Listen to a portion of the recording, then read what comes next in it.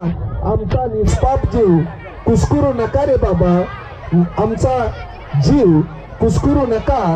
आईनंतर पत्नीचा, पत्नीनंतर मुलीचा हात तुमच्या अंगा खांद्यावर फिरणार आहे. म्हातारपणी प्रेमाचे 4 घास मुलीच तुमच्या मुखात घालणार आहेत. मग का आमचा तुम्ही जन्मापूर्वी जीव घेता बाबा? सांगा बाबा, तुम्ही आमचा जीव का घेता? हे सादर करण्यासाठी येत आहेत 6वी अ मुलं बेटी यतीम. मार्गदर्शक सारिका कांबळे मॅडम आणि विठ्ठल परीट सर.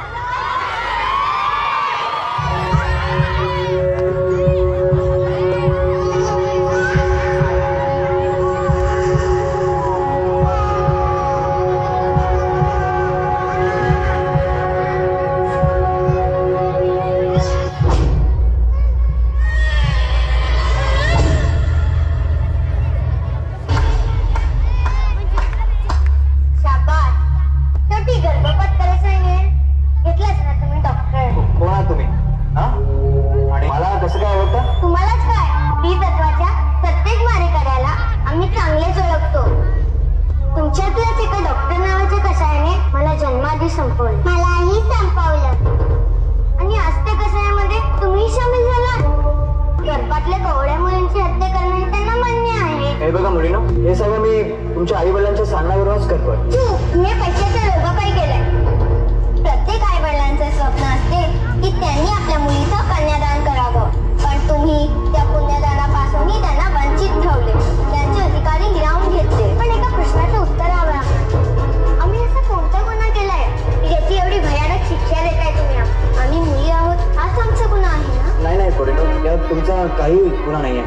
खरं तर वंश चालवण्यासाठी तुमच्या आई वडिलांना मुलगा हवा होता. वा डॉक्टर, मला एक सांगा, ही स्त्री मुलाला जन्म देते, क्षरा दिवा देते, तिलाच मारायचं हा कुठून आहे? मग आम्ही वंश नाही चालवणार? नाही, या जगात यायचं होतं, खूप जगायचं होतं, काहीतरी विशेष करायचं होतं. त्या जगाला स्वतःची ओळख दाखवायची होती. पण तुमच्याच एका डॉक्टरचा कसाही झाला आणि आमचा जीव गेला. तुम्ही एक काम करा, मला पुन्हा जिवंत करा. आम्ही तुम्हाला पैसे देतो त्याच्या डबल. हे कसं शक्य आहे? का शक्य नाही? हे डॉक्टर आहात ना तुम्ही?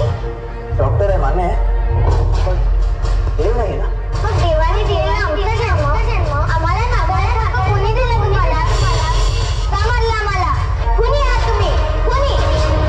मला कठोर शिक्षा झालीच पाहिजे. कठोर शिक्षा झालीच पाहिजे. हाय बाबा, ऐकते ना, मी तुमची मुलगी बोलते.